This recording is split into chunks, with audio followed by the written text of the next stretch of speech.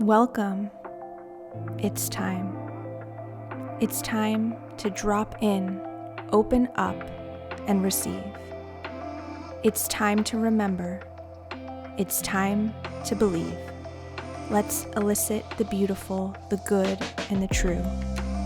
It's time for me. It's time for you. Hello, gorgeous podcast family. Welcome back to another episode of It's Time. I am feeling so exhausted right now. It is Tuesday, August 5th.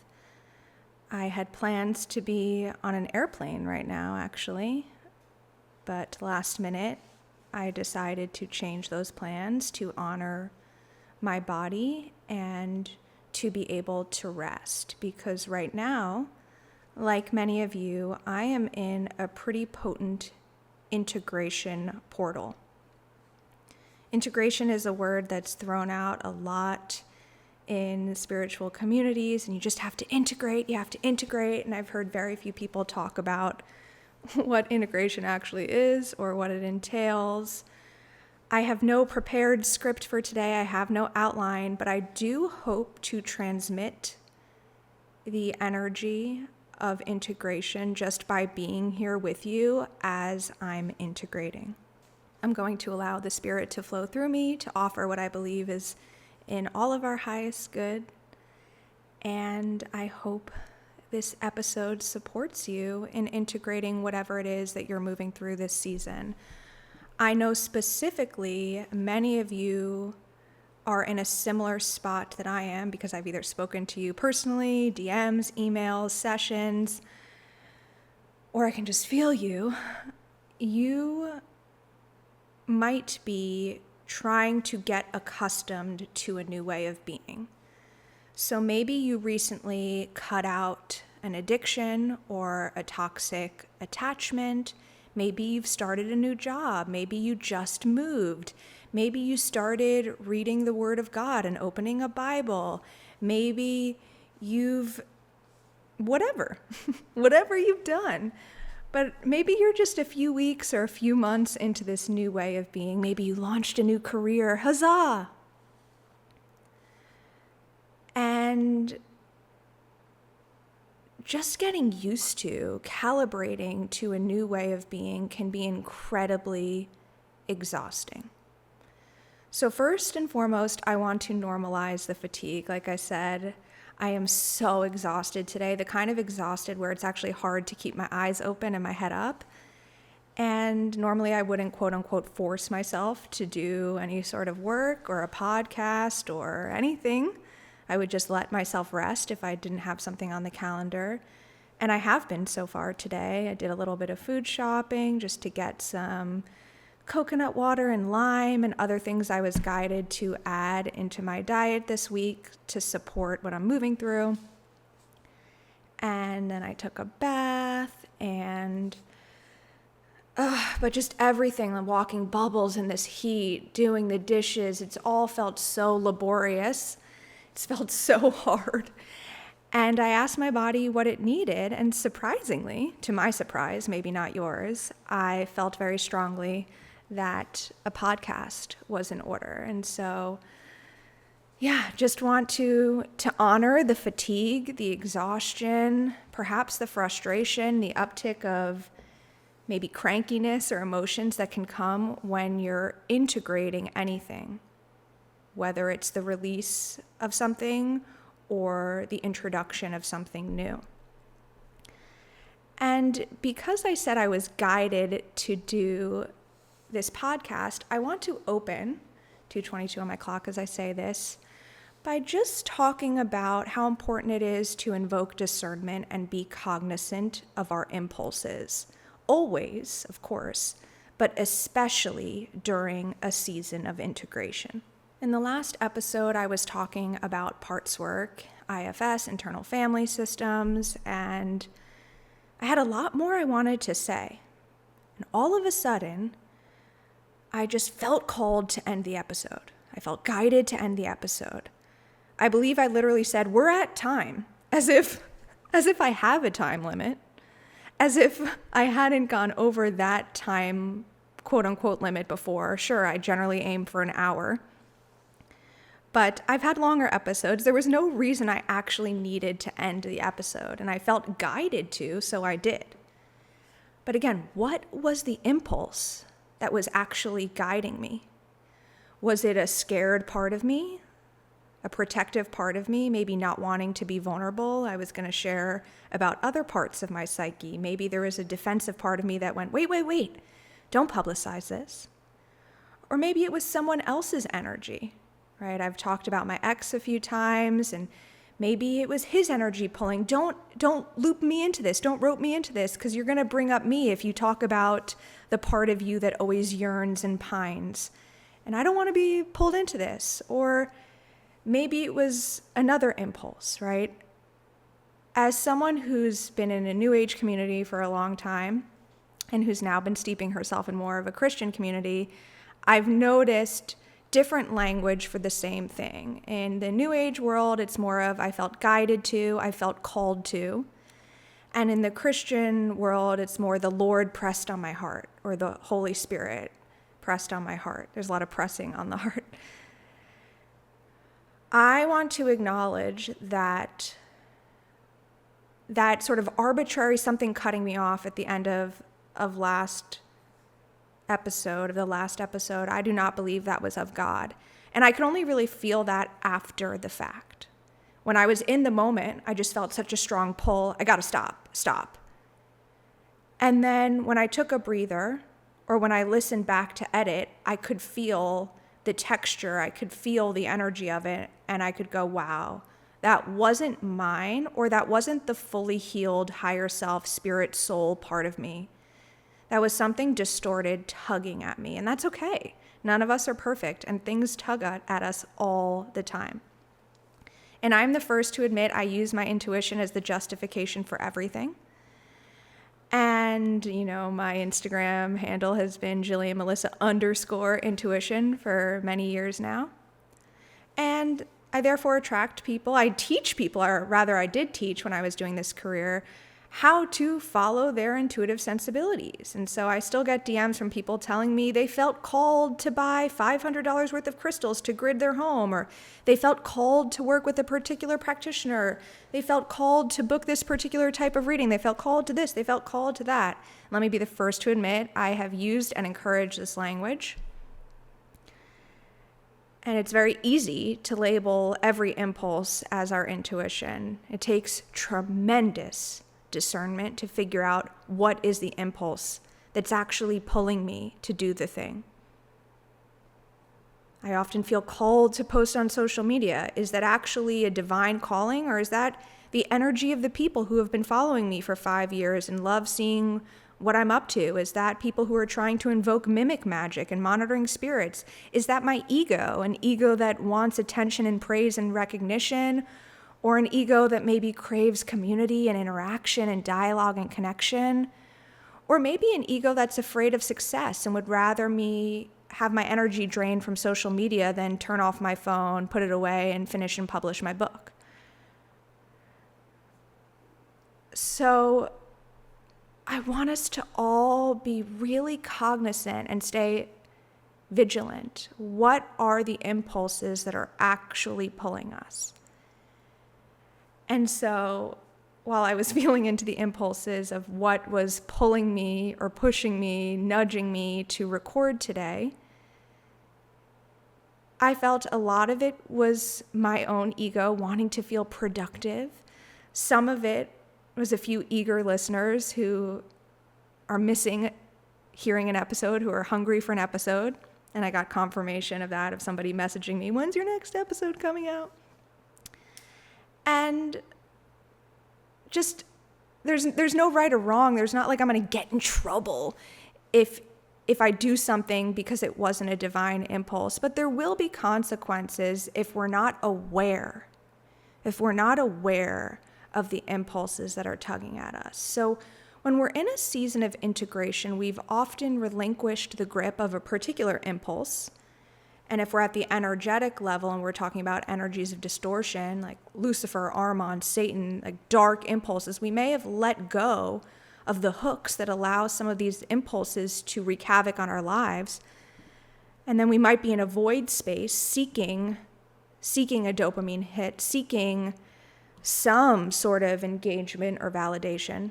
I just urge us to all continue to be cognizant of what is actually guiding me at any moment to make any choice.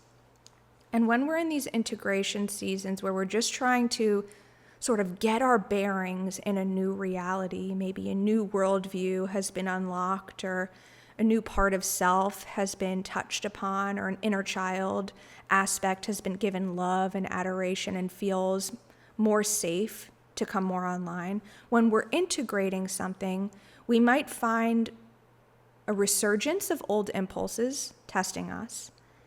We might find a vacuum, like, wait, I'm not hearing any guidance. I'm not feeling guided to do anything. And there might also be a wave of new impulses.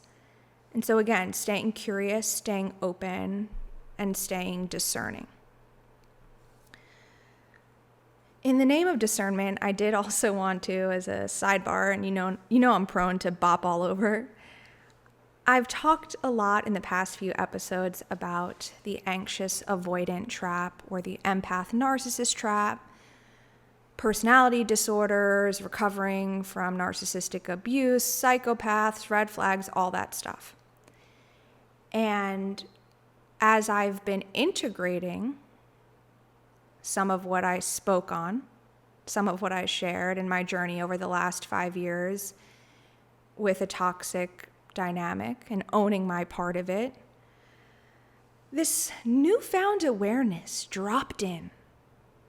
And I feel it is my responsibility to share it with those of you who may be on a similar pathway as me, if you've been doing a lot of work on your alleged anxious attachment style.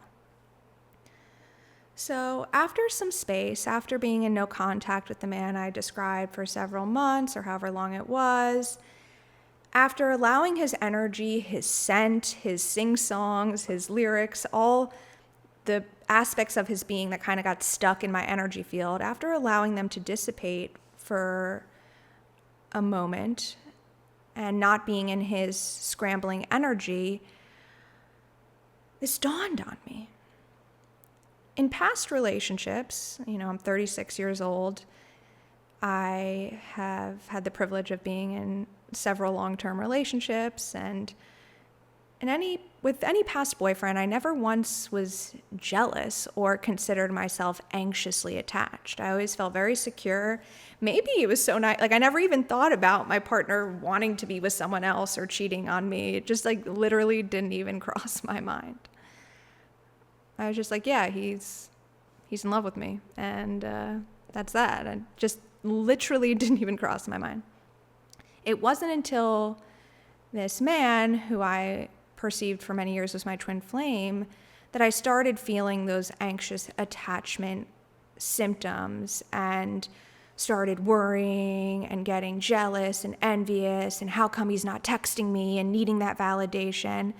And so I did a lot of that classic psychological therapeutic work around anxious attachment and my childhood wounding. And my childhood really does set the stage for me to be anxiously attached. So it was easy to go, yeah, sure, I've got that trauma, and let me work on my anxious attachment because maybe I'm too clingy and I'm too needy and blah, blah, blah, blah, blah. And again, maybe you are anxiously attached. Perhaps you are.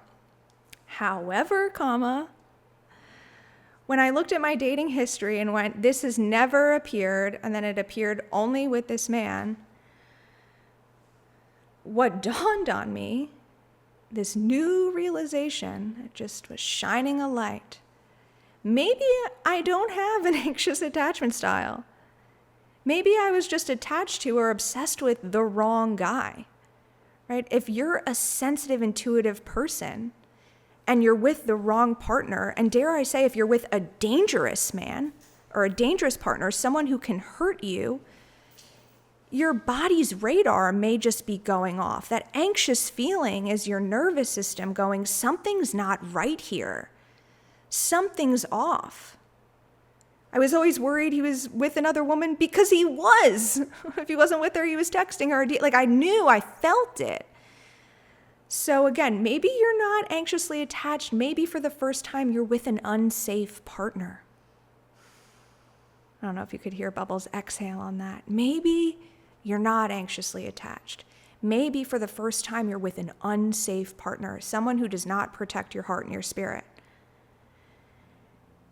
And, I've had to do a lot of healing work. Will I ever be able to trust again? Will I ever be able to trust my own intuition again? I know deep down, with the right man, I will be able to trust. When it's of God, I will be able to trust that it's true.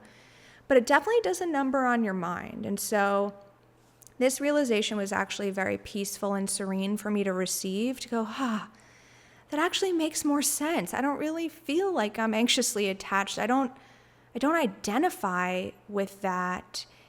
And yeah, I've done healing work on it, so maybe I healed out of it, but it really felt specific to just this one relationship, because this was the only romantic relationship I ever had with someone I could not trust.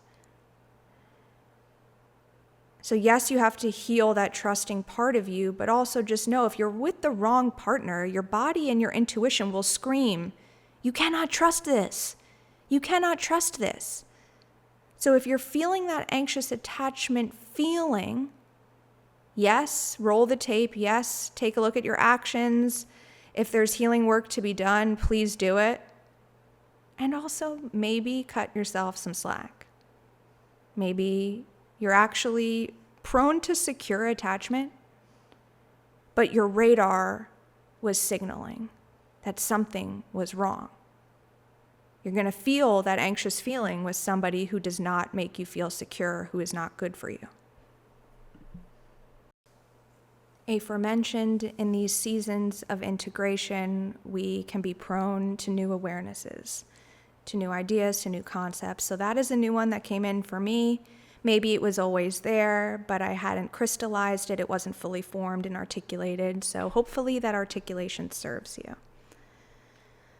Something else I want to talk about amidst seasons of integration is the power of asking the right questions.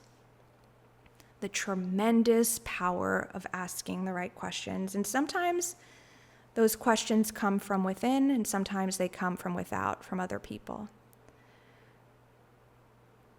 I was on the phone with my college roommate, Lauren, a sister in Christ. She was often praying over me while I was attempting to escape a narcissistic relationship, and I'm so grateful for that. And after releasing that attachment, I finally opened myself up to the idea of dating somebody new. And so I went on a few dates with somebody new who I got really excited about. But I was trying not to get excited. I was trying to downplay it, but I was also trying to be open, but I also didn't want to get too excited or too attached at the jump or think that he was more into me than he was or this and that. So anyway, I was telling her about it on a phone call. And then she asked me, any red flags that you noticed? And I really had to pause and think about it. Were there any red flags that I noticed? Well, okay, 2 things I noticed. 1, this, blah, blah, blah, blah, blah. 2, and this, blah, blah, blah, blah, blah.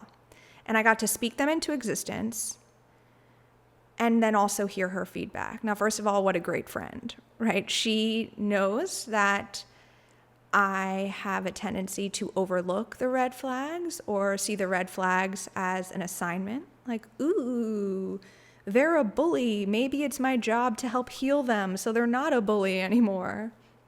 And something I'm working on healing. And so she just intuitively knew to ask me, hey, Jillian, thanks for sharing about your great date and telling me all the things that were awesome. Can we also bring into the forefront of your mind, were there any red flags that you've noticed after 3 times hanging out with this man? And then I also got to hear what she said in response to me sharing number 1 and 2. So, number 1, well, and her response depends on how he was saying it. If it was like this type of tone, that could actually be really sweet and encouraging. But if it was more like this and this, then yeah, that's not good at all. And then number 2, okay, yeah, that's something you should probably keep an eye on, see how that impacts things. That's a friend who's looking out for me. A friend who knows that I have a pattern of not prioritizing red flags, or not even just the flag, but whatever the flag is indicating, what's behind the flag. Once I've seen somebody's maybe a really bad person and I still won't stay away. It's a beautiful thing, right? So just asking that question, and that may be a no-brainer for other people, but for me, it was not a question I was asking myself.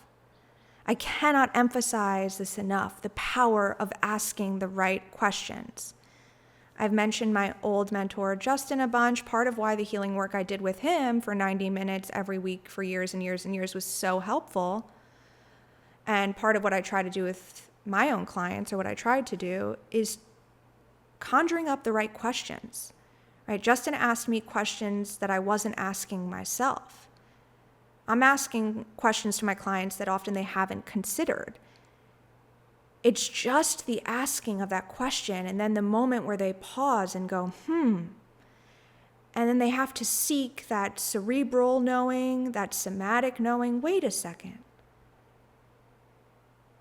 Have I actually let myself feel that? What do I feel about that?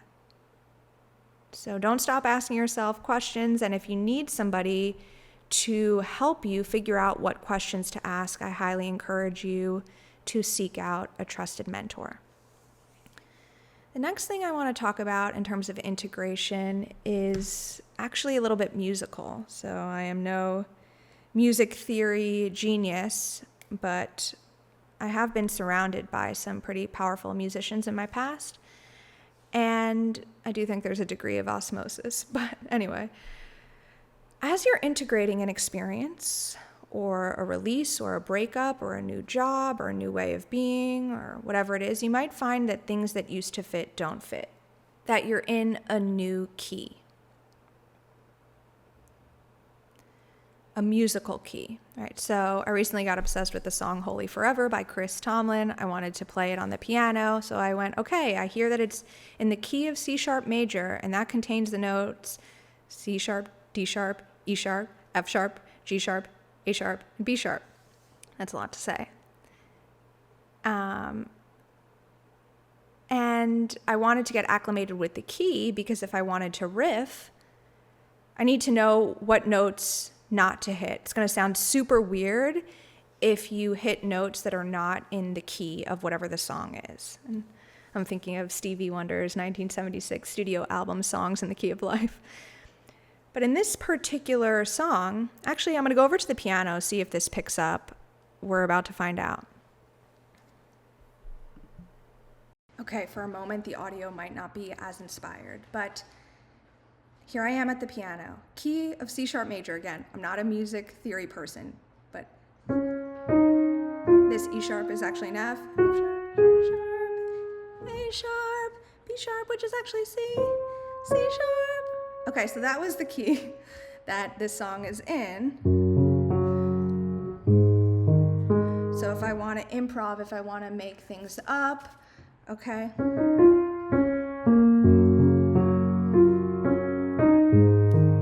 It all sounds good, but now if I hit just a regular B, ooh, it sounds weird. If I hit a regular E, ooh, it sounds weird. It sounds off.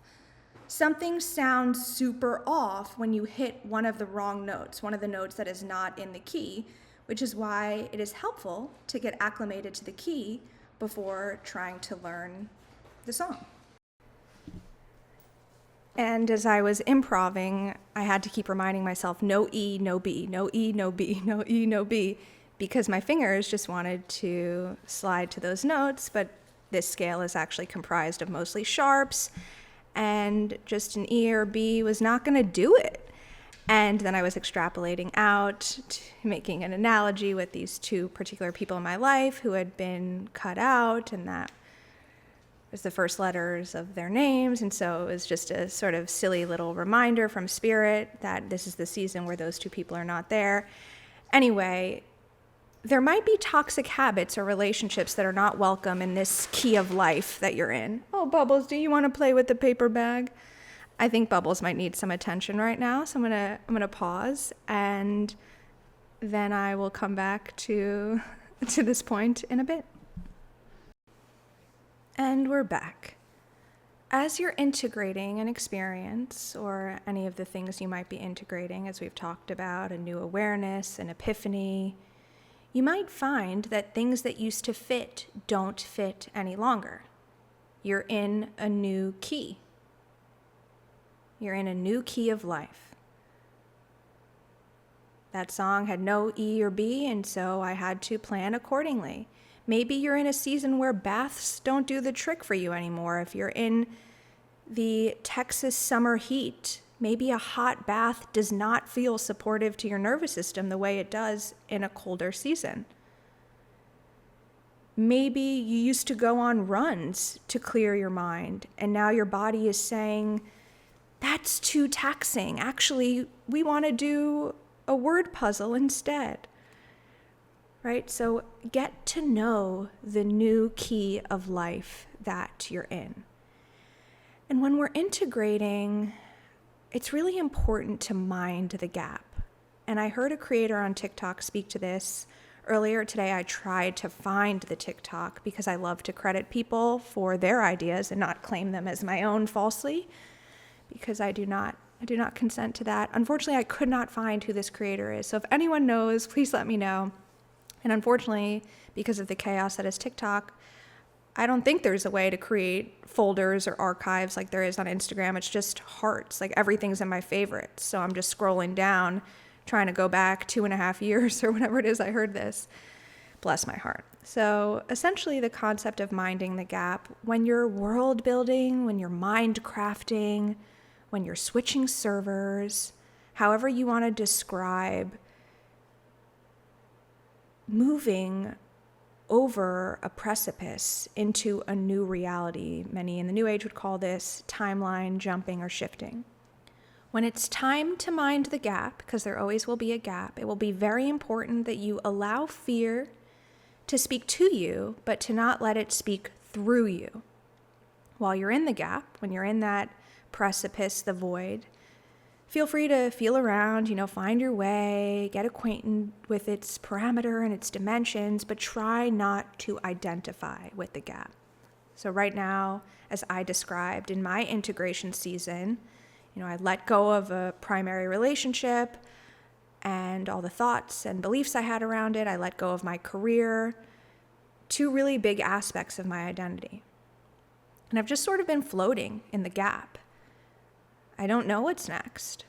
I'm not going to claim that I do, and I'm not going to claim that my intuition has given me the sight to know. I'm definitely in the gap.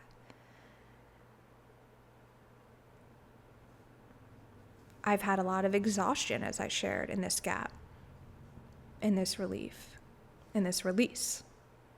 It's important when we're in these gaps to not identify too much with it. So I'm witnessing, I'm going, wow, there's a lot of fatigue and exhaustion and almost burnout in this gap. But rather than make it a story, oh my God, maybe it's a resurgence of my chronic fatigue syndrome or Lyme or this or that, or maybe something's really wrong, I can just witness it. I can witness without identifying with it. When you're entering a new era, your current physical reality will often feel like it's lagging or buffering or that rainbow spinning wheel. As a kid waiting to log on to AOL, waiting for it to load. I didn't become identified with that wait when I was sitting there. I knew it was only a matter of time before I got to log on and chat with my crush from math class or whatever it is that I was doing. Physical reality during these integration seasons or when we're minding the gap can often feel like an old concept. Like my home feels like an old concept. I aligned with this home when I was a very different person. When I was frankly desperate to make it work with a particular man. And while it was fully intuitively guided, and yes, I heard go to the baby grand piano and go on Yes Nomads and all those things, if I was not so desperately yearning for this man to love me, I don't think that's what my intuitive guidance would have told me. I don't think I would have moved to Austin and to a home that was large enough for both of us to live comfortably. And I just don't think this would have been where I was sent. I could be wrong. But now this home feels like an outdated concept. It feels like a manifestation that is just not current. And I've, as many of you know, I've been trying to move for, let's call it 10 months now. And I'm finally just releasing that because there seems to be a lot of roadblocks. So I'm in this physical reality that feels like an outdated concept. It feels like an old manifestation. And again, trying not to identify with it. Trying to not even identify with the dissonance I feel while I dance within it. Right? So I'm waking up, I'm doing my songs with Bubbles, I'm taking him on a WALK. I don't want to say it because he's resting right now. Or giving him some CHICKEN. Pretty soon he's going to learn how to spell, so I should be careful. And then I'm making up songs and I'm dancing and I'm putting on my music and then I'm doing my Pilates, this and that. I'm still gallivanting around my reality within the dissonance, trying to really be that observer, trying not to identify with any of it. I think that witness consciousness is really important in the gap seasons. Notice, get curious. And yes, it's easy to get frustrated. It's easy to get confused. It's easy to get eager and desperate. When you feel like your life doesn't reflect your heart, when you feel like your external life does not reflect your inner life, it can be very easy to get angry, frustrated, desperate, or even go backwards and be like, well, you know what? Something better hasn't come in. Why don't I go back to that toxic friendship? I'm lonely. Why don't I go back to that man? He wasn't all that bad. We had good times. You must trust the gap as you mind it. You must trust the gap as you mind it. You must trust the gap as you mind it. Be with it. Find wonder in the experience. Do not over-identify with the gap. Again, I'm telling myself all of this. This is just as much for me as it is for you. And part of why I'm showing up today so exhausted, so fatigued, is so you can feel me in the work, feel me in the integration, feel me in the medicine. When you're minding this gap between the old reality and the new reality, try to see the gap as a corridor, a hallway, a bridge, a rope, a ladder, a doorknob, whatever visual resonates. How do you treat the space you occupy when you're in limbo, when you're in between, when you're in transition, or when you've just entered a new space? Can you love it? Can you trust it? Can you trust it has something for you? And if you're in this energy, if this resonated, I do highly encourage you to check out my Patreon videos about energetic jet lag. I posted 2 videos about that recently. So there's definitely this energetic jet lag that I think a lot of us experience, just like with traditional jet lag, when you fly somewhere that's in a different time zone and then you feel wonky or off or your routine's messed up or exhausted. The same happens when you enter another timeline. So trusting in the new key of life, observing it, noticing what's off limits, right? In that song, the E and the B were off limits for me. What's off limits for you in this season? Maybe in this new integration season, smoking weed is off limits, even though in other seasons that actually feels supportive. Maybe scrolling through social media has got to go. Maybe it felt really inspiring and encouraging in other seasons, but in this season it feels depressing, or it's invoking jealousy or fear. What are toxic habits or relationships that are not welcome in this key of your life? And can you peacefully, gracefully mind the gap? Whether you're in between realities and you're not in the new reality, or you've arrived in the new reality and you're trying to integrate and make sense of all that came before, all that is now, and all that is coming.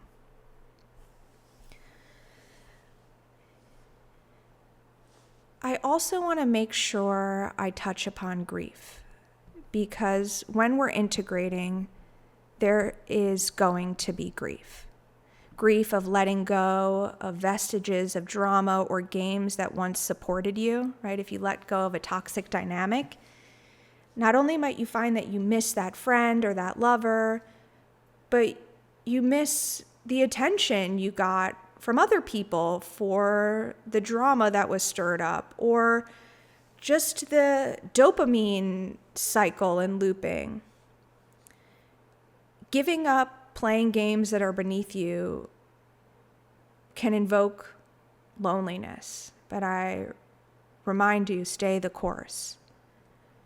You can have grief over things and still know that it was in your highest good to release them. You can have grief about not having a roller coaster of high and lows and having a life that feels more boring, but a reminder that boredom is often the perfect antidote to fear. You can have grief around letting go of so much of what has stimulated you and what you've engaged with, right? To use the example of giving up social media, you might know, I really need to let this go, but it was pleasing, it was stimulating, it was engaging, it was compelling, and without it, you may feel a void, you may feel grief, and not being able to sort of check the block, keep tabs on your people. There might be grief around that. There's always grief around letting go. And more often than not, when we're integrating, we're also grieving in some way. So treating the grief process as you would treat any other painful process, with a tremendous amount of compassion and grace. When we're integrating, it's also important to have humility, a humble heart posture. For me, as someone who's worked as an intuitive healer and has strong precognition or ability to see the future and feels a strong connection with my higher self, I used to spend a lot of time connecting with my future self and then asking, what do I need to do to get to that? And then channel guidance. And it was often very materialistic. But can I have a humble conversation with my future self? The humble part being, hey, I'm sorry I projected my current wants on the have level onto you, right? All the things I want to have. Maybe I want to have a husband and a mansion and 2 dogs and a pool and a this and a that. And I projected all of those things that I want to have onto my future self and said, hey, tell me how to get them. And the humble conversation with my future self might be, hey, I'd actually like to just get to know who you are better. Right? That's just one way humility can show up and has shown up for me. But a slice of humble pie, although it might not be the tastiest, can be rather nourishing as we're integrating. What unconscious groundwork can be done through which a positive unconscious framework can emerge? Everything comes from our unconscious, ultimately. Everything comes from our unconscious. I used to debate with my ex. He would say, well, intentions matter. Like, I didn't mean to hurt you. And I would say, well, intentions don't really matter if you still hurt me. Like, ooh, Bubbles, are you growling? Anyway, my mentor Justin used to say, insofar as intentions matter, it's always the unconscious intention. And I brought this up last episode. The succeeding at things we're unconsciously trying to do, not failing at things we're consciously trying to do. So if the unconscious really is creating it all, we want to ultimately have a positive unconscious framework, right? So rather than being attracted to abusers, you're attracted to healthy partners. Rather than being prone to scarcity, you're prone to abundance, all of that, right? So that shadow work and that parts work that I mentioned previously is work that's ultimately aiming to build positive infrastructure, a positive unconscious framework, so a healthy and beautiful life can emerge. And when we're integrating, that's what we're doing.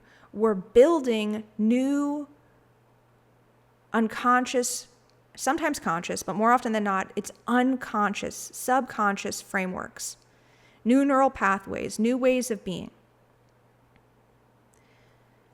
For me, because I have an overabundance of the fire element and the air element, being in water is very supportive for me. In a season of integration, a lot of baths, a lot of swimming, walking in the rain. Knowing yourself is going to be the best thing you can possibly do, have all of it. Knowing what actually works for you, what doesn't work for you, who you are, what your tendencies are, that all helps in discernment, that all helps in being able to give your body what it needs, to give your mind what it needs, which is often a break. And the last tool I'll mention that's really supported me in my season of integration is a true mirror. A lot of people talk about mirror work, and I think it's an incredibly powerful and potent tool.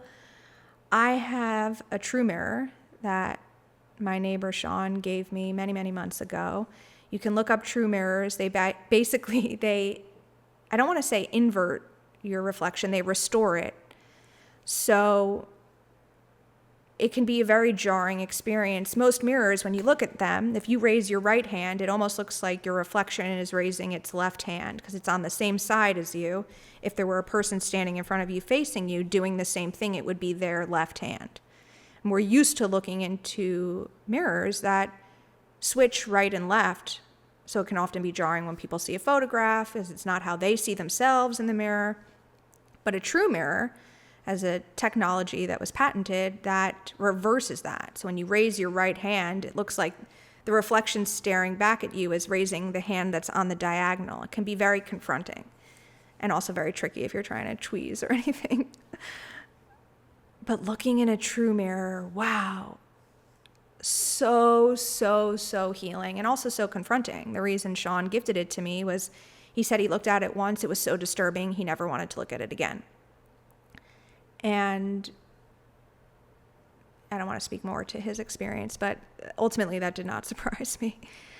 When my ex looked in this mirror once, it was upstairs in my office space, he looked at it for a couple of seconds and he literally collapsed into my arms and was like, "I'm so sorry for everything." And I've never felt him hug me quite like that. Just truly collapsed into my arms.